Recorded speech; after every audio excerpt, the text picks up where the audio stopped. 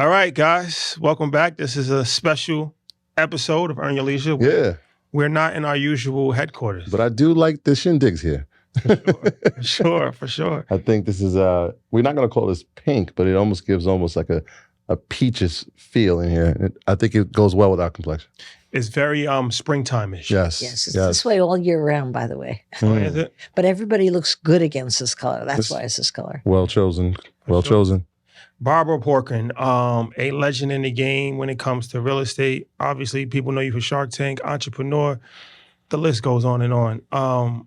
So this is going to be an extremely insightful conversation. As I said, you're the third shark, but you're the most important. Oh, you know what? Let's not even put You're the most important one that we've had the conversation You're not making up with that. Actions speak louder than words, my dear. We are speaking to the most important shark. For sure. The biggest shark of them all. And probably the best dressed. By Thank far. you. That's easy. I'll accept that. Yeah, okay. Easily. There we go. How's that? So, first and foremost, thank you for hosting us at your location. Thank you so much. Appreciate it. Thank you so much. So I want to start, everybody, especially I think people our age, know you from Shark Tank. Of course. But they don't really know your backstory. They might not know you're a real estate mogul. And they definitely probably don't know where you started as far as used to be a waitress. Of course, but I was a very good waitress. I got the most tips out of all the girls. Okay. So how brag. So tell us your story from being a waitress to getting into real estate to getting on Shark Tank and then becoming just a global brand. I'll give you the very short version of it. I was a waitress in New Jersey at the Fort Lee Diner and met a man that came in and bought a cup of tea from me. And he became my boyfriend. I was 23. One look at him, I knew I was going to lose my virginity. And I did within, usually how it happens. well, within a year, he suggested I start a real estate business. He said, I have a great personality. You do well in sales. Why don't you start a real estate business? And he loaned me $1,000. That was the magic ticket that got me out of the Fort Lee Diner. I figured I had nothing to lose. I had already had 22 jobs, working my way up the ranks. Figured the worst that happens, I go back to the Fort Lee Diner. That wasn't so bad. I enjoyed the job. And I took that $1,000 and started a business just by myself at first. And then I built it into a huge business over the years. He left me after 7 years and married my secretary. That was a little break. But that was great, too, because I ended that business and started the Corcoran Group on my own. And I grew that into a multi-million-dollar business, of course, and sold it probably 20 years to the day for $66 million. And I haven't spent most of that money, by the way. 66, that is your number. I'll come back to that number a little later. That's my lucky number. Well, I know. That's why I said we got to come back to it because there's a great story around the number 66. But taking that leap of faith with that $1,000 to create your own business in real estate, how much knowledge base did you have around it? Where did you get the knowledge? Did you have mentors as you were creating the business? Well, I had my boyfriend who was a mentor. He was 10 years older than me, and he was a businessman. So he had a good sense of business. But no, I had no knowledge. You know what the real estate game really is like if you're in sales? It's getting along with people, reading people, and being accurate. Reading between the lines and hustling away into as many doors as you could. Eventually, somebody's going to bite at something and somebody's going to give you a commission check. And that's pretty much the way it was. It was the easiest job I ever had after the 21 jobs leading up to it. I enjoyed it the most. I felt like I was a Pollyanna running around the city, opening doors for people. It didn't even seem like a job. I just talked, much like I did as a waitress. And people kept coming back, and I built a tremendous trade. It was so much fun. In the heydays of New York, when it wasn't worth anything and values was smashing up through the ceiling and my commissions were smashing up along with it. So it was very, very exciting. So you build a successful business and you sell your business. This is something that a lot of entrepreneurs don't fully understand as far as the value of selling a business, starting a new business. Walk us through your mind frame when you were actually selling the business. And did you have any, hesitation about letting go of something that you built up? No, it was pretty directed. I think if I had thought a little bit more on it, I would have slowed down a bit. But I remember being in the office one night with my 10% partner doing our usual charts we did every month because there was no, you know what an MLS is, right? Mm-hmm. There was no MLS, so you had no way of knowing your market share. So I used to carefully put every listing of every competitor on a chart. And then one day after doing that for about 12 years, I looked at my partner. I said, am I reading this right? Are we number one across the board? More market penetration than anyone else? More sales? And she said, yeah, that's what it is. We're number one. And I said, okay, let's sell the business. Perfect. should really given that some thought, but that's as quick as it happened. I had it sold within a month. We closed, I signed the contract the Friday night before 9/11, another stroke of luck. Wow. And we closed the week of 9/11. I mean, there's nobody closing businesses, but my deal was done. I got it done. Yeah. One of the things you said when you close a deal is that you haven't spent most of that money yet. So that speaks to financial discipline. Is that something that you had from the 22 jobs leading up to it? Is that something that as you're building the business, all right, I have to figure this out? Or maybe you didn't have financial discipline? I never had financial discipline. If there was a buck coming in 6 months out, I had it spent before it even hit my door. I always spent in advance of my budget. I just wanted to see how far I could go. But when I sold my business and got the 66 million, I was scared. I figured I didn't have my golden goose laying any eggs anymore. All my staff was gone. I had no way to produce money. And I thought to myself, heck, I better hold on to this money. So I kept it in my checking account without interest Wow. for probably 4 years, which is probably irresponsible if you think about it before I invested, because what I knew how to do was to make money. I knew how to make a business. I knew how to get market share. I knew how to get marketing done, get the limelight all the time. But the last thing I knew about was how to make money with money. So the fear alone kept it in my checking account. So you kept it. You kept 66 million in checking account for 4 years. Don't suggest that's a good thing. No, we're not. We're not. Maybe I could use your advice, although it'll be late right now. when you started to deploy the capital, what's the first investments that you made? I bought myself a beach house. I bought myself a Porsche. I did all the kind of crazy things that people did who'd never had a pot to pee in. So I just, was able to be fancy for a minute. Mm-hmm. I bought my 3 or 4 siblings, because we had 10 in our family who didn't own homes. I bought all them homes. I was like a football star, almost like whoa, Barbara struck it rich. Everybody had a $10,000 problem. I got that. Of course. You get a car. Yeah. No, I didn't buy any cars. I bought houses for everybody to shore everybody up. And that's kind of what I did. I kind of made everybody happy with the money. And I still had tons of money left over. It was great. Look at that. So when you sold your business, was there already a plan in place for the second part of your life? Or did you just want to sell a business and then just figure it out after it was already done? I had a great plan. I always wanted to be a great Italian cook. So I took Italian cooking lessons. And the second lesson on a Thursday night, I thought, this isn't going to work. And so then I sat down and I made a list, which I would suggest to a lot of people when you don't know what you want to be when you grow up, so to speak, even though I was already grown up. I made a list of what I did well and what I didn't do well. And the list of what I didn't do well was a lot longer. But on my miniature list of what I did well, I was good at generating publicity. I was good at hiring people. And I was good at creating hoopla, making things look big. Yeah. And I loved an audience. So I went into the TV business. What other business would there be? No business like show of any business. other. Yeah. So, I mean, that speaks to a lot because you said there's no MLS. You love creating hoopla, right? You love having an audience. So in this time, this is before social media. Yes. The internet I wish we had social media. Well, I forget about it. Yeah. I mean, you'd be out of here. I mean, you're out of here now, but this is before social media. This is right in the era of the internet. So how are you creating the buzz to become the number one in the region? What was the steps? Was there a 10 list thing that we had to do to make sure? There were no steps, honestly. It was hustle more than anything else. I had a great imagination. I would come up with ridiculous gimmicks, like teaching dogs how to shake hands in Central Parks because the boards of the city said they wanted to interview dogs. Whether they did or not, I don't know.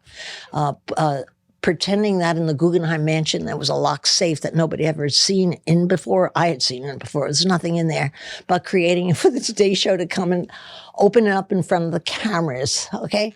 I just did ridiculous things, put cows on the roof of a building so the press would write about it.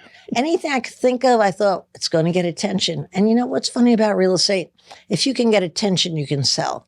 If you get attention, you get overpaid. If you get attention, you get the attention. It got to a point after a while that if any of my competitors, which are much larger than me for many years, if they had a sale to someone with notoriety and the whole press was circling around and wanted to know about the deal, they refused to talk to the press because they had signed a non-disclosure. The press always called me. I said, I'll tell you about it. Everybody thought I sold everything. But it was just creating press. And also you had billboards in the city. I bought billboards on a fraction of a $1 for every billboard, leftover billboards. I said, let me just use it for 2 months till you find somebody real. And then they wouldn't find anybody for 2 years and my face would be on the billboard, you know? I created the internet. I was the first company on the internet in the United States because it was a haphazard accident that I happened to stumble into it. You were the first company on the internet? Yes, I was, because my husband was a Navy captain and was playing war games in South Korea. And he came home and he said, the government's got this new thing called the internet. And I had a failed project that I hadn't succeeded, videos, apartments of videos.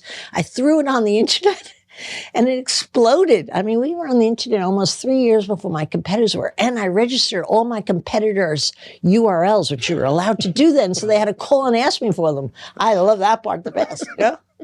No, you always have a means of making yourself look bigger and better than you are.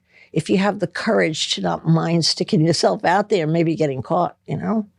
But people love a story. If you give people a story, they like to repeat it, and repeated stories gets you a lot of business. No, that's good information. I want to talk about Shark Tank. Before that, I just want to ask some real estate questions because we're in New York City. And you made your name in New York City. Thank God, New York. I don't know if I do it anywhere else. Yeah, New York's a tough market though, and commercial real estate right now, a lot of people are saying that we're going to have a commercial real estate crash. What is your thoughts on the current state of real estate in America, specifically New York City, and commercial real estate? In commercial real estate, we've already had the crash. Nobody wants to label it a crash. Every big guy who owns banks, institutions, individuals who own some of these huge prestigious commercial buildings are half empty. They don't admit it. They're not making any money. The banks have to deal with it. The banks don't want to foreclose on it because they don't know what to do with the damn things.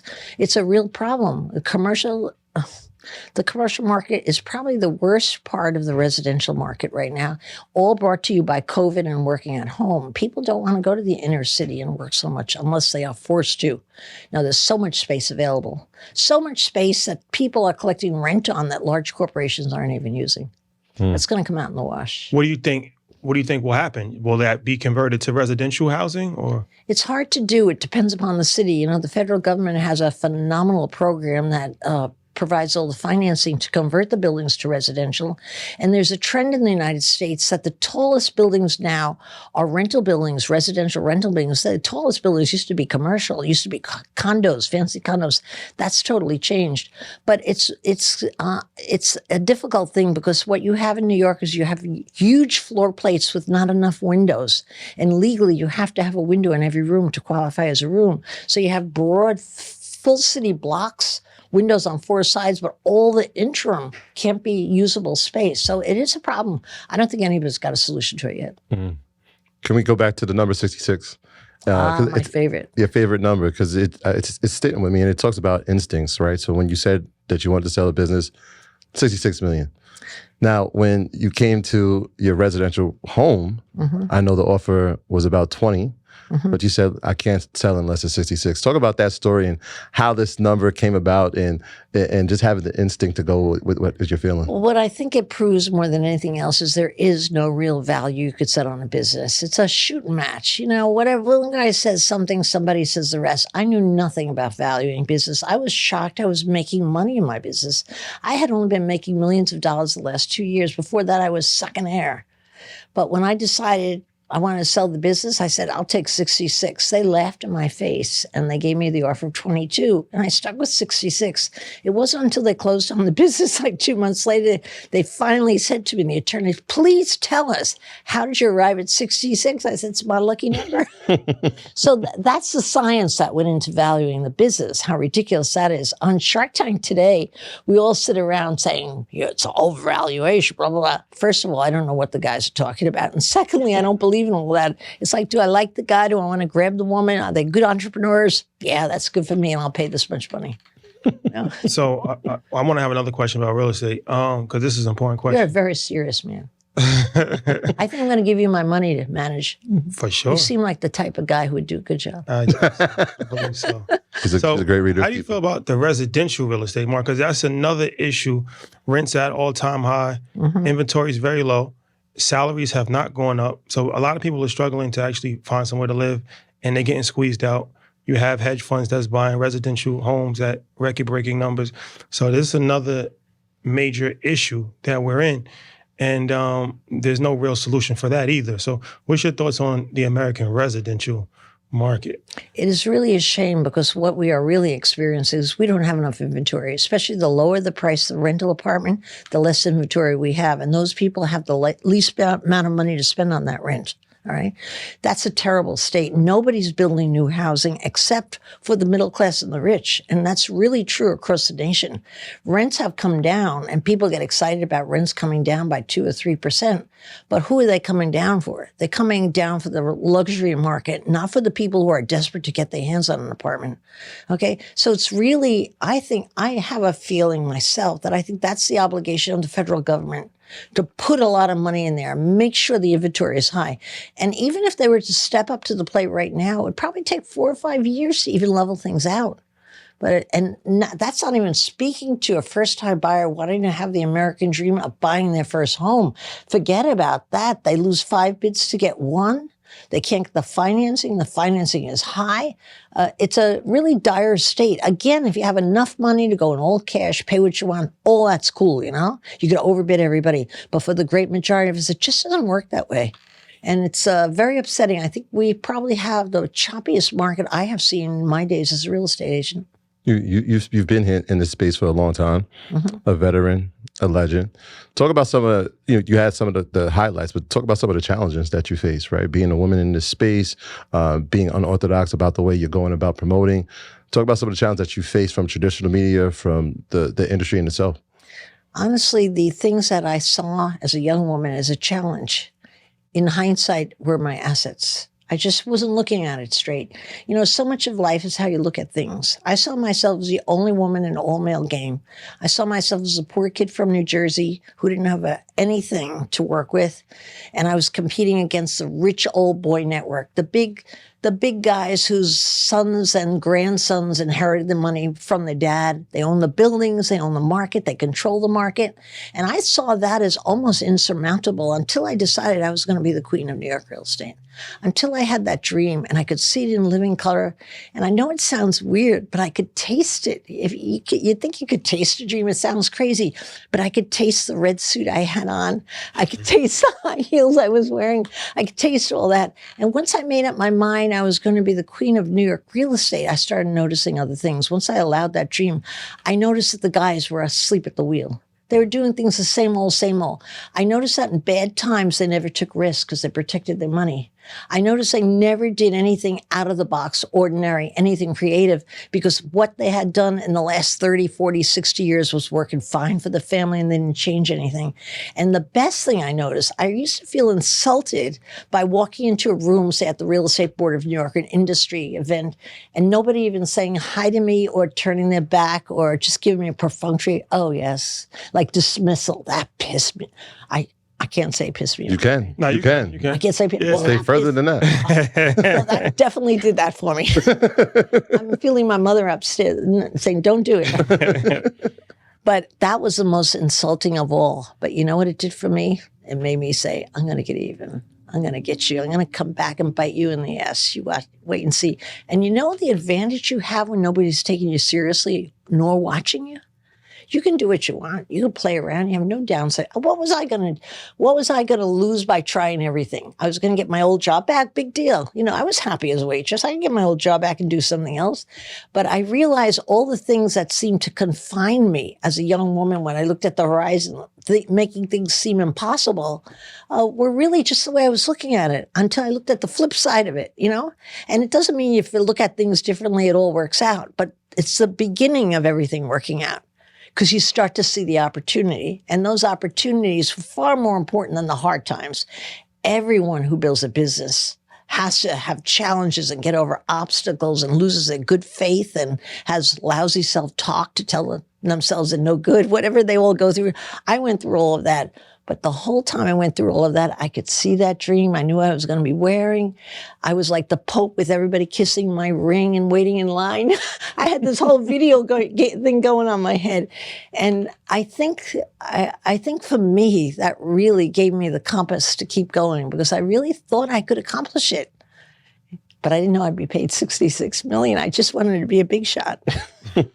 So, Shark Tank. Yeah. What's your introduction to Shark Tank? How did you hear about it, and how does the relationship with Shark Tank start? I got a call one day. I was doing some gigs on real estate on the Today Show, like once a month or something like that. And I got a call from a producer named Mark Burnett, who I had no idea was a big producer, or his assistant. I don't mean to overplay that. His assistant called me, asking me if I'd be interested in the show. Described it. I said, sure. I signed the contract within 4 days. I sent it right out, sent it back. And then 2 days before I was headed to Shark Tank and told all my friends, I'm going to Hollywood. Wow, I'm going to Hollywood. I bought new outfits. I bought new luggage. I did the whole 9 yards, you know. I got a call saying they changed their mind. They invited another woman. Ooh. I couldn't believe it. I couldn't believe it. But I did what I did do always very well in my old career. I didn't take it laying down. I sat down. Again, I'm going to use the word piss. Sat down and wrote the email to Mark Burnett. You're making a mistake. I consider your mistake my lucky charm. Blah, blah, blah. I've had all the best things happen in my life on the heels of rejections. And I cited Sister Stella Marie telling me I'd be stupid. The Old Boy Network telling me I'd never compete with them in the Old Boy Network, defeating Donald Trump when he said I'd never see a penny of the $4 million commission. And I just cited the high points. And then I said, I suggest you invite both women out to LA and we compete for the seat. And that's exactly what he did. Thank God I wrote that email. I've been on Shark Tank, 15 years? 15 years. Imagine if I didn't have all those delicious entrepreneurs I got to work with. I mean, I'm sure I'd find another way to make a living because I'm a worker. But I wouldn't have had as satisfying career as I've had. Well, that's a valuable point because a lot of times people would have just taken the rejection and moved on. Yeah, or, move on. It seems prudent when you think, move on, get over it. Yeah. No. Yeah. Yeah. No, but what is important, the piece there that I have learned working with my entrepreneurs is the space between people move on. A great entrepreneur, I've seen it again and again with every single person who has made a lot of money and really been successful. They take less time feeling sorry for themselves. They take the hit, but they don't wallow in it. You know, they just get back up and say, hit me again, almost like they have a low IQ. It's kind of like that kind of a thing, you know? But those are the winners. Those are the people who just keep coming back at you. And that's far more important than intelligence or knowledge or anything else. I think it's a drive to come back when you've been hit. I haven't really thought of anything more important than that in my whole life. And watching my entrepreneurs, that is the number one trait without a doubt in my mind. Yeah. So in 15 years, as these people are walking with their businesses, the first thing you're looking for is, do they have the drive? What are some of the characteristics that you're looking at as they present? I have a test. I mean, the presenting is great, but you know, there's a lot of pressure on the show to ask a lot of questions, rapid fire, really fast. Yeah. Very often it's a hard thing to really get to know the person. I'm trying to dig for bad backgrounds, fathers that were drunks, mothers that damned them to hell. I know that sounds stupid, but if they came through adversity, I'm in it. If somebody's a rich kid and got the first round from family, I hate family and friends. Family and friends, so you don't need me, just go to your family and friends, you know? Mm-hmm. But the most important thing happens to me. I invite intentionally everybody I sign a contract with 3 months after I sign. I invite them to New York to discuss with me what are the biggest issues. And they come very well prepared, but I watch. And you know what? The people who take careful notes and ask me all the questions, how they're going to succeed, and ask me this and that, I know I got a loser. When somebody's sitting there and politely listening and they're just going to go out on their own and do exactly as they please, I got myself a winner. Because that is the nature of a great entrepreneur. They're headstrong. They're driven. You know, they didn't get into the business to have a boss tell them what to do. And if somebody's putting me in the position of kind of being the new boss, it's like not a good sign. I don't know if you've walked my office, but I have all my entrepreneurs in frames that I do deals with. And the minute I see them acting that way, taking notes or blaming something that went wrong on somebody else, I turn the picture around. I know they're not going to succeed. The minute you have someone who feels sorry for themselves, they don't succeed. That's been my rule all along. I'm open-minded to change it, but I've never seen an exception to that. Feeling sorry for yourself makes you a victim.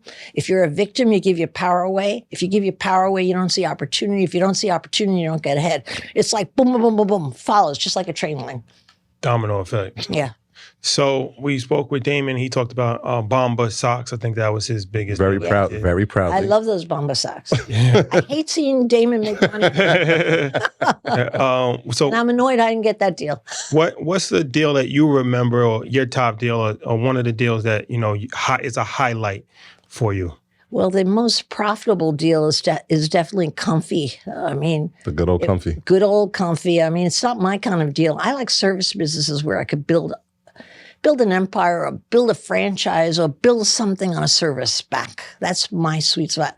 So it was so abnormal. I should do more of them to actually buy that, because an oversized sweatshirts, the guy had no experience. They didn't know how much it would cost. They didn't know what they would sell it for.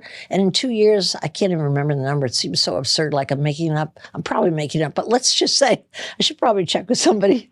I think I had $47 million in sales in 2 years over this stupid oversized sweatshirt. Whoever saw that train coming? When I said to them, I'll take a third of your business, because none of the sharks here are at all interested in this. I'll take a third for $10,000 or $20,000. They grabbed it.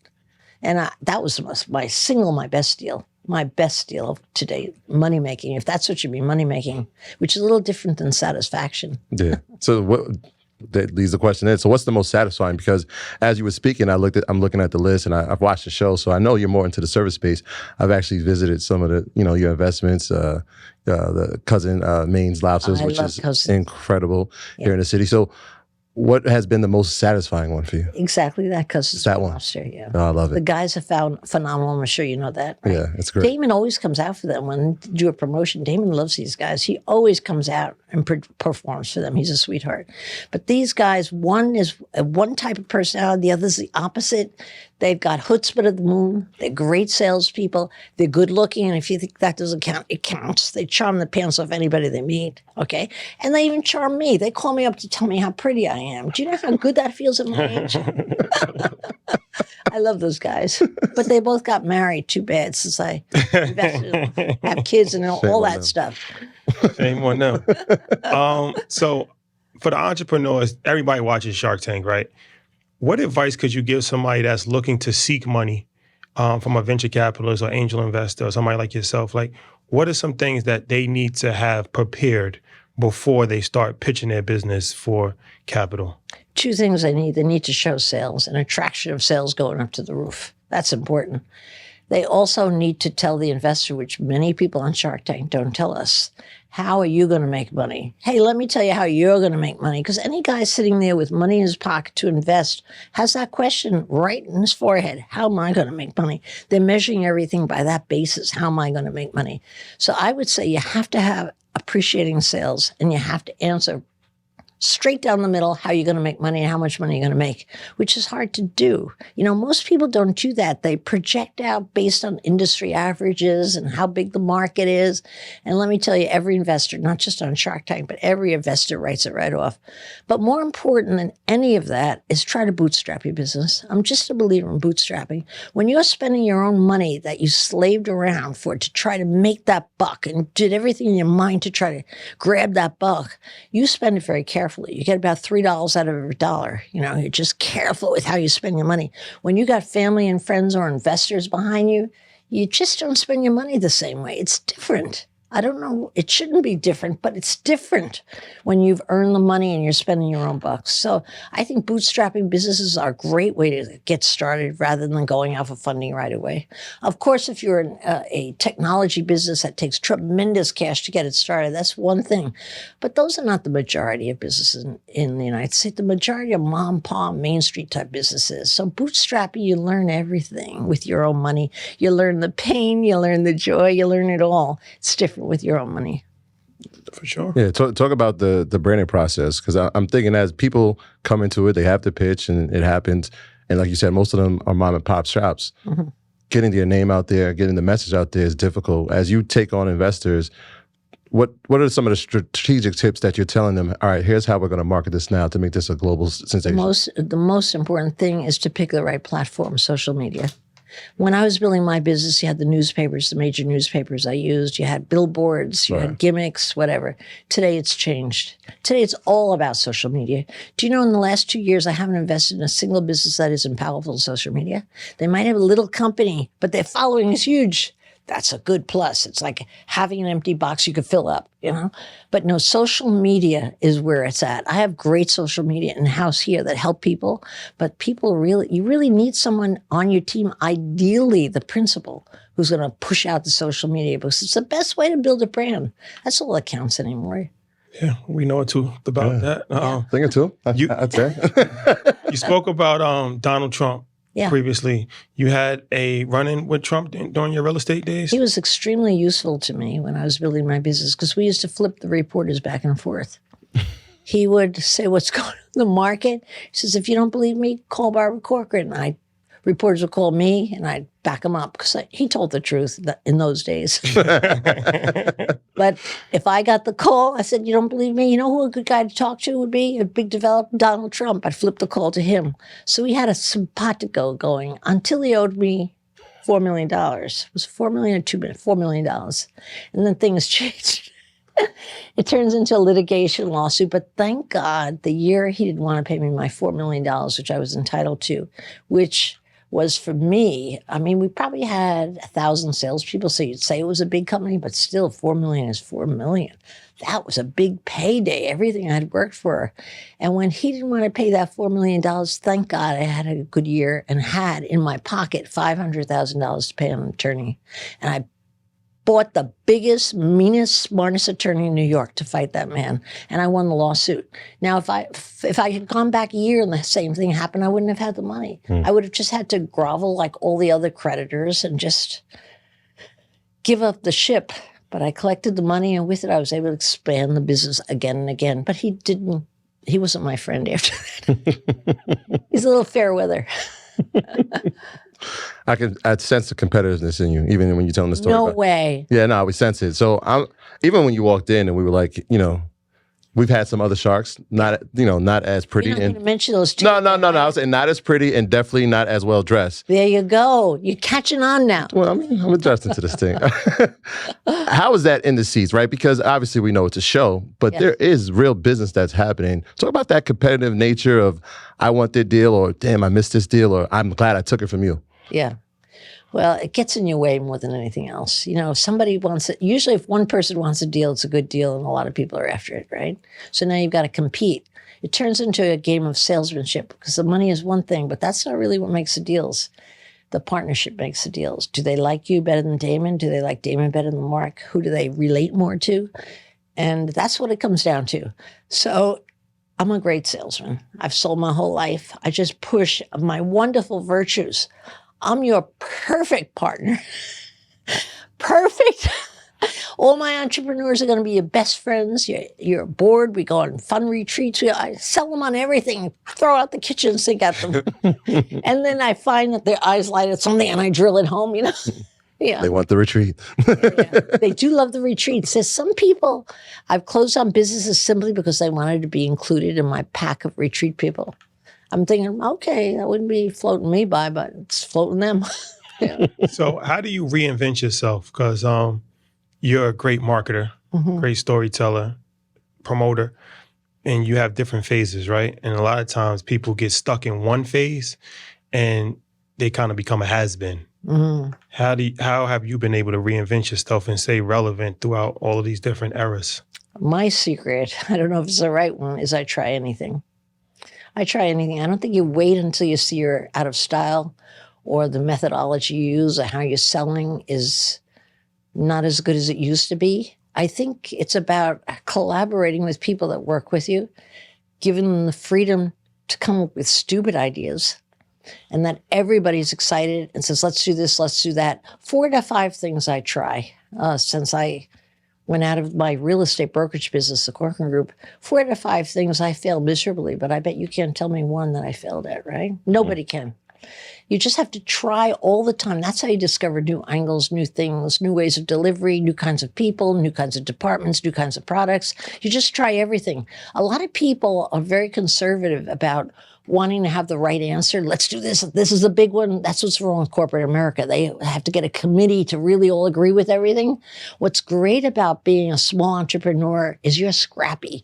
You can try anything. You could think of something on a Monday and get it on the street by Thursday. If you're with a big corporation, you got to get this guy's approval. The attorneys have to review, the accountants have to review. And by the time you have it on Monday, it comes out maybe 4 months later. That's why I've always, my whole life, been paying very careful attention to the little guy. I'm not afraid of the big guy, and I don't think big guys should be afraid of the other big guys. I think they have to look behind them and see who's coming up my ass, who's going to take over my market. Because the little guy always is more creative and tries more stuff because they have less to lose. It makes sense, right? Just have less to lose. So I don't think there's a point where you reinvent your business or reinvent yourself. I think what you're always doing is shuffling your cards, trying to see a little of this, a little of that, and get a better formula that might work a little bit better. And then most things don't work, but as long as you get 1 in 5, you've got an R&D department and you're pushing ahead of your competition because you've at least tried 5 when they tried nothing, Try 5 when they tried nothing. I mean, you played the cards very nicely. I wonder at this level, you sold the Corcoran Group, right? But now you have the TV personality, you're helping entrepreneurs. Which one has been more fulfilling, right? Building your own brand or helping other people now build their brand and help fulfill their dreams? Honestly, it's the same business. What I did is I identified raw talent and no sales experience, usually moms coming back to the workforce for the first time. How do you evaluate? Is there such a word as evaluate or evaluate? We'll use it. Whatever. How do you really size it up there? I just avoided it.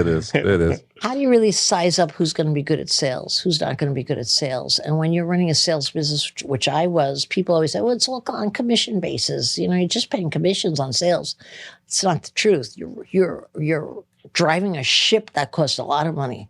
You got to have people really produce for you. The salespeople that were exceptional, making $2-3 million a year when I was running the business, when the average income was like $40,000. How do you explain that? How do you explain the same leads, the same customers, everything the same? How do you explain the difference between those two groups? I found the difference between those two groups of people was they didn't feel sorry for themselves. Believe it, as simple as that. They get smashed, they get back up almost like a Jack in the Box, hit me again. And on Shark Tank, it's the same thing. I'm picking the same people. I'm picking people who are survivors, people who are going to get back up. That's all it is, really. There's not much difference. But did I answer your question? I think I avoided it and didn't mean to. I was just saying which one has been, question? as you were building your brand. It's more satisfying. Yeah. Equally satisfying. Yeah. So I want to talk about sales because that's where you come from. Mm-hmm. I have a sales background. That's where I started as well. I personally think that any entrepreneur should sell a product at some point in time because it teaches you so many different things, psychologically, how to actually interact with people. Yeah. What are some sales tips or things that you used in your career or that you learned from, selling real estate that actually you still carry to this day? On sales, I think the first thing is if you hire the right person with the personality traits that make for good salespeople, like competition, not manufactured, but honest, real live competition, somebody really competitive, like cyclically competitive, you got 10 times a chance on closing a deal, making a lot of money. If you pick people who are very good at reading between the lines, not people who say, hey, a nice suit on, I see you have nice glasses, but they also say, look at your zipper's a little torn, that guy's probably on hard times. It's not, by the way, it looks good. Your shoes are a lot, you start putting all the little pieces together and then sizing up the person is very important. Very important in sales is when a customer tells you they really want to have black and white, they really want to have green and red.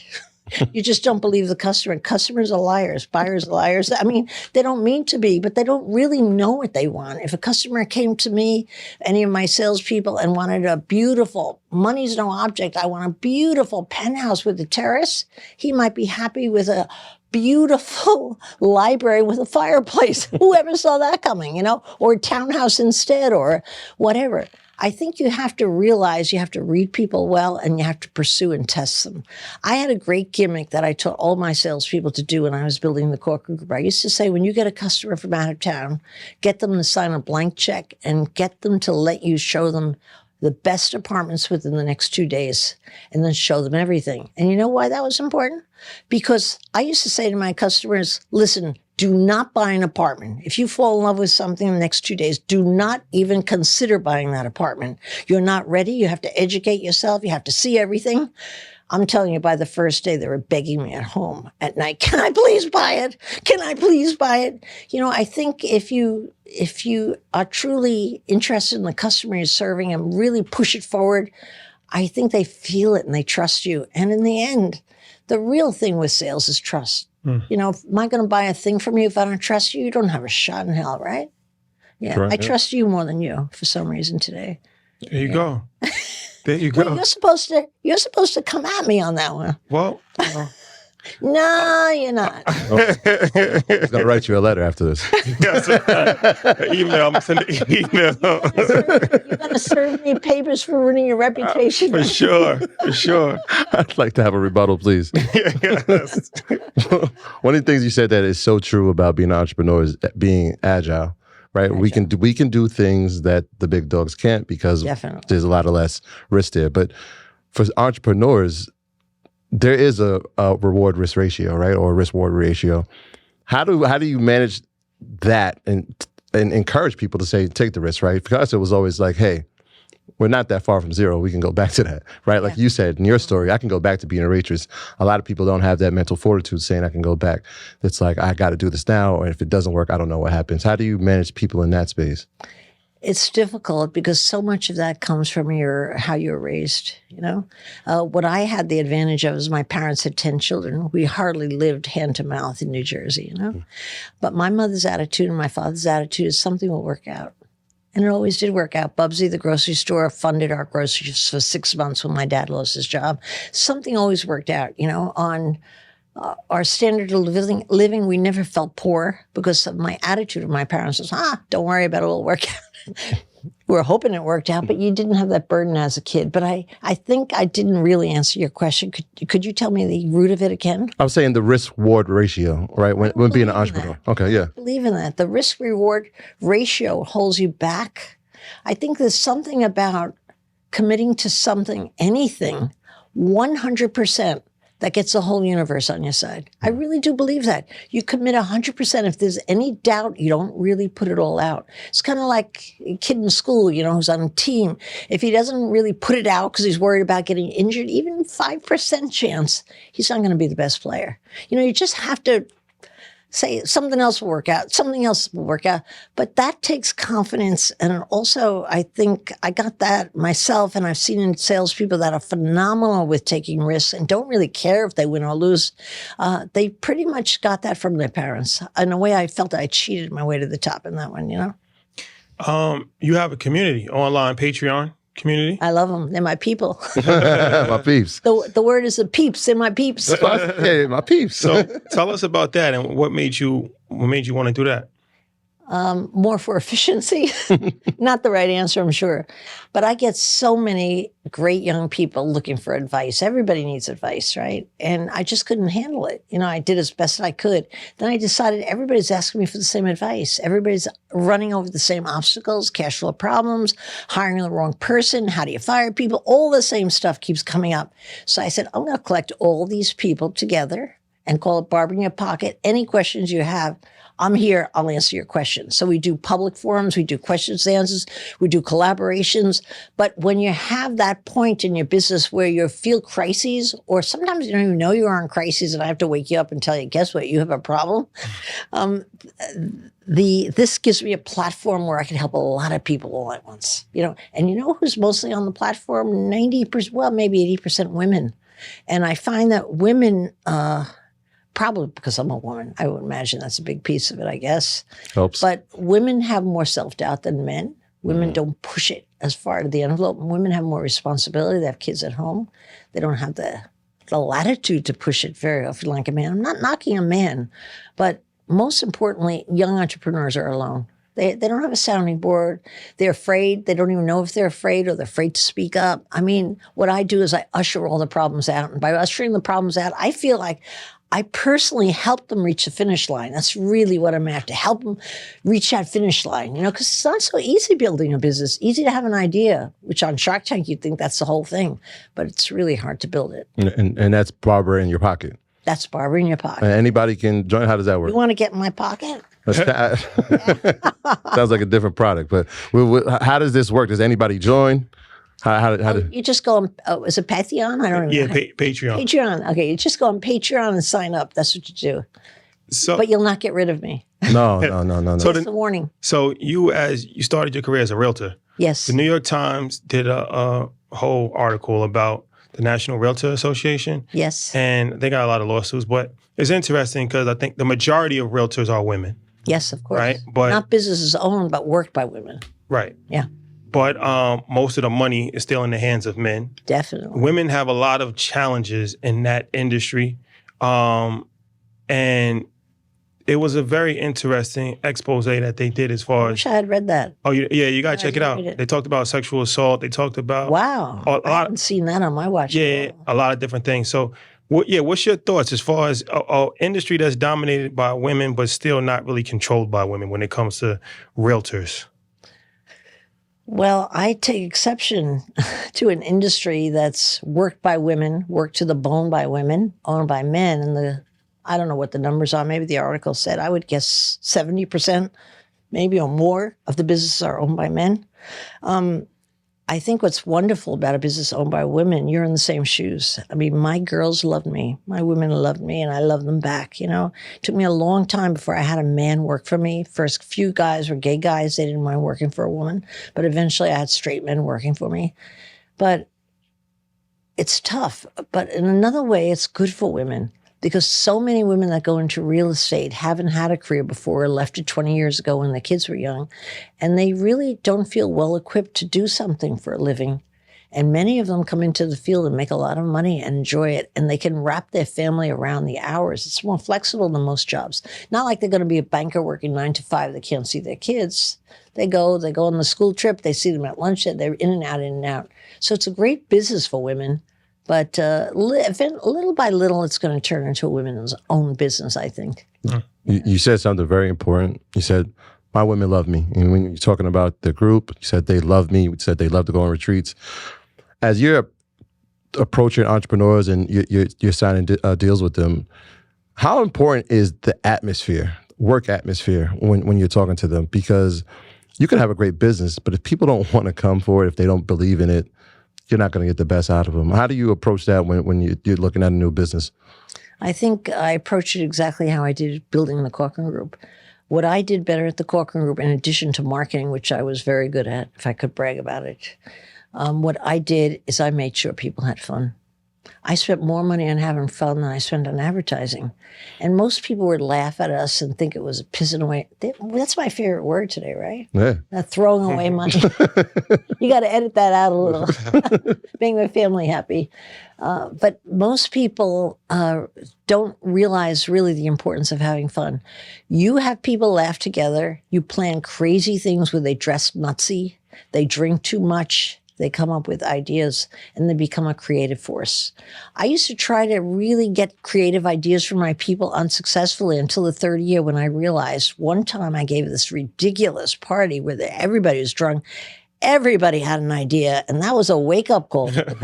And you know what else I found out? I found out that the people that were at the party, the top salespeople that hate each other's guts, because in real estate, whoever your top agents are don't like each other, they became bar buddies. And all of a sudden I realized, my God, the secret to building camaraderie and a tight team is having a lot of fun. So all I did was borrow from that experience of building the business, which would have never been built. I mean, we had the most ridiculous things, come to work in your pajamas, ride an elephant, anything I could think of. People, dress as nuns for the party, dress in 1940s cross dress. I mean, the things I had happening, people said, that's ridiculous. It's ridiculous. They laughed all the way. And they left all the way home. And I built a giant team of fun-loving people. And I do the same thing on Shark Tank. All my entrepreneurs get together on my entrepreneur retreats. Why? It's not necessary. It's an expense. They have busy businesses to run. But they cross-fertilize. They help each other. They exchange ideas. I've even had a couple of years back, I had my entrepreneurs switch jobs with each other, run each other's companies for 2 days. Boy, was that a learning experience. But what I'm really trying to build there is the fun and the camaraderie in a family. Because to your direct point, That's so much. It's 50% of the success of a business. And when a business isn't successful, they're not having fun. I guarantee you they're having no fun. And most large businesses have mandated programs, supposedly fun, which is a Christmas party where you wear your best suit and your toast. That's not fun. Fun is like bizarre. Children like fun. And that's key to building a business. It's everything.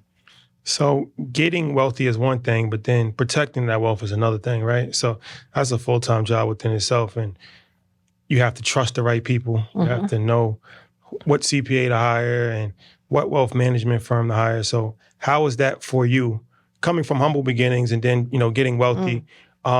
Did you have any challenges with that? And how were you able to assemble your team of wealth management? Sure, I don't trust anyone. That's easy a answer. Challenge. It's hard to delegate trust on an area you don't know a lot about. I mean, it's easy for me to delegate trust in any area of a business that I know, but wealth management, making money with money, even how to figure out interest rates, I don't know how to do that stuff. It's very hard. So I always resort to exactly what I resort to everywhere is, do I like the person? Do I trust them? Does it feel right? Who knows if I'm right? But so far, I've really chosen the right people. They have my back. They surround me. They've made money for me. And I'm able to delegate, but only because I trust them. I mean, it's hard to trust when you don't know the area of expertise. Is it not? It's easy when it's your own thing. All right. But it's worked out very, very well. Now I'm older. I made most of my money investing in real estate. I love to invest in buildings, but my son is in the business as a developer. So I shovel my money in his direction and he keeps investing for me, making more money than I ever made. So he's smarter than I am at that, but I got to believe I'm smarter than him in some ways. You got to be. You made him. So was that? Yeah, I made him. Exactly. Let's not give his dad Bill any credit. No, he's not here. 50-50. Yeah, we'll see. So, I mean, speaking of your son, was that part of a succession plan? No. Or it was just naturally he was around you enough and said, this is something that I want to do as also? How did you? I don't know how that happened. Honestly, when I sold the Corcoran Group, one of the motives that were very much in my mind to sell the business was Tommy was 5. And I had never met a man who inherited a business from his mother or father who was happy. I noticed that. I noticed it for 25 years. Nobody was happy. They couldn't take the credit. They couldn't say it was there. They brought the company. Many of these people doubled the size of the company, but they never got the credit. And I said, I'm not going to do that to my son. He's never going to go in the real estate business. And I didn't think he would. But one thing he was always good at is playing Monopoly. He always beat me at Monopoly. He had a mind for that kind of thing, flipping and wheeling and dealing, even as a little kid. And even though he's not in my business, he's not in brokerage by any means. He is in product development, which is a related field, and it's a natural at it. So did he get it from his mother and father? My husband was in the real estate business brokerage as well. Perhaps he was just destined to do that, but at least he has his own thing and he can get his own credit. I think that's the most important. One of the greatest satisfactions that I could always make claim for, and I feel good about it every time, is I did it. God bless the child got his own, I did it. And I think that's so important for anyone building anything. I mean, you can get help from friends and stuff, but you did it. Nobody can take it away from you. It's so satisfying. You said something that was extremely insightful. You said you never met anybody that inherited a business that was happy. Never did. That's crazy. I never did. That sounds ridiculous. You know what else too? I never saw any of my peers sell a business who was ever as happy again in a new business. They never found it again. That first business is your sweetheart. It's like the first girl you date. You're crazy about her and you never forget it. A second business is never quite as good. The one great thing that shores me up is with all my entrepreneurs from Shark Tank, I'm getting to live their first 2 years of business again over and over like Groundhog Day, And that is the most exciting part of your business when you're struggling. You don't know if you're going to make it. You're just starting. Your dreams are big. Your production is low. It's so exciting. And I get to do that all the time, not only on Patreon with my Barbra in Your Pocket. Is it your pocket or my pocket? I forget it all the time. But I also get to do it with my entrepreneurs. And how blessed am I on that, really? Well, you sold your business. So were you ever as happy after you sold your business? I was miserable. I decided to take cooking classes on how to make great pasta. Great idea, right? So I was not happy making pasta. But I needed to reinvent myself, and I did. And I'm sure I'll reinvent myself before I die. I hope I have one more inside me. I'm sure you got plenty more. One of the things you said that you were great at We'll omit the parts that you weren't great because it's going to be hard to believe. But the things that you're great at, number one was the ability to make money. And I wonder, at any point, was there a monetary goal that you wanted to hit? And if so, did we get to that point, or is it just creating more, right? Like, is more the goal? I don't think I ever, funny question.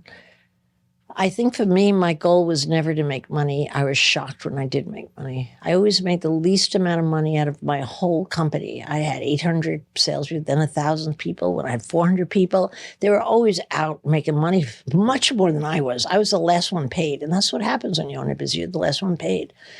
But over all the times, I don't think I reached for the God of making money because I never had money. And my parents were happy without money. We were happy without money. I think I just wanted to see how far I could go. Like I saw myself almost my whole life like a little character in a comic strip. And I was watching myself while I was doing my maneuvering and laughing my ass off at myself. It's just, will they really fall for this? And that's where I got my kicks. And then where I got my satisfaction was developing the talent, taking someone who didn't think they could do something and convincing them they had a special gift, not making it up. I saw the gift. I would say, you know what you're good at, and put them in that position and then see them blossom. That's very satisfying because you feel like you almost have a hand in playing God. Like you made their life better. You're a big piece of it, So that always drove me, how big a team and how powerful a team and how capable a team I could build. And then also, I just loved people loving me. My agents loved me. They knew I'd do anything for them. I'd kill myself for them. And them knowing how much I love them, they love me back. And just to get that love and warmth out of a job, that is special. You don't get that every day. So, of course, when I sold the Corcoran Group, I missed it sorely. Very much so, as you could imagine. I didn't think about that piece. I should have given it some thought. Yeah. Well, Barbara, thank you for your time. My pleasure. I had no choice. You were here. I had to show up. Thank you for your time. Anything you would like to tell the audience before we head out? Tell who? The audience, the people listening. Good-looking guys. First and foremost. Smart as a whip. Probably can't get it from where you're looking, but good-looking guys. And Shark Tank is real, by the way. All the way. So that's another big question. People think that it's just. They think it's not real. They think it's just Hollywood. It's not. No, it's not Hollywood. You're investing real money. Real money, and you lose most of it on most businesses, and then you make a killing on some businesses. Yeah. Everything about Shark Tank is real. That's why it's called reality TV. What I see walking through that door is exactly what you see at home. The only difference is a pitch takes like 45, 50 minutes. And at home, they edit to about 6 or 7 minutes. I don't know how the heck they do that.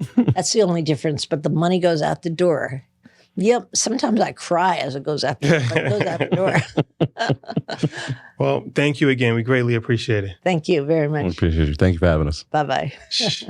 Yes, that's a wrap. It's a wrap. It's a hot wrap. Oh, it's a hot It's wrap. warm. It was definitely getting warm.